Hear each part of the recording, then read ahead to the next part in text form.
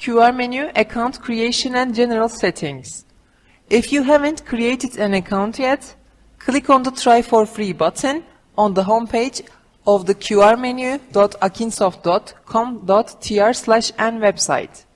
Fill in the mandatory fields on the screen that opens, mark the user agreement and general information text options, and press the Continue button.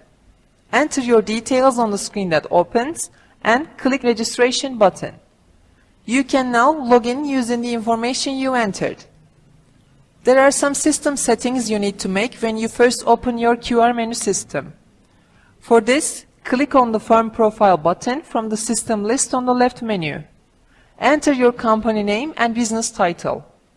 Restaurant ID is a unique value that we use to integrate these two systems if you are using Volvox Restaurant. If you want to use the QR menu system in your own domain address, you must have the module. You can click the Add Module button on the screen to have it.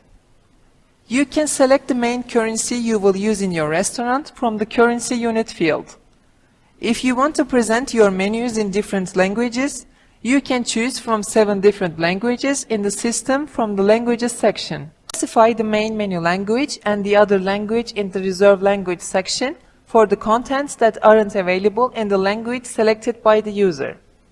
You can specify the banner and logo that will appear on the screen that your customer will see after filling in the other detailed information specific to your company from the Other Info tab by pressing the button here by using the Add Logo and Add Banner buttons.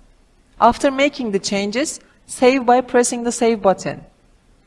After entering your company information, press the General Settings button from the system list to customize your QR menu usage. You can set product card, print, view, paging, feedback, notification sound, and access permission from the opening list.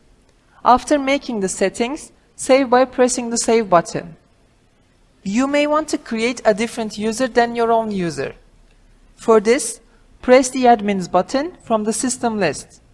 Click the Add Admin button on the screen that opens. Fill in the required fields and press the Save button.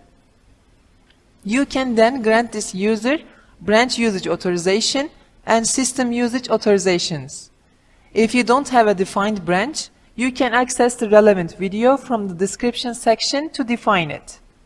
Users can see and change their own information and passwords by clicking the My Profile button from the system list.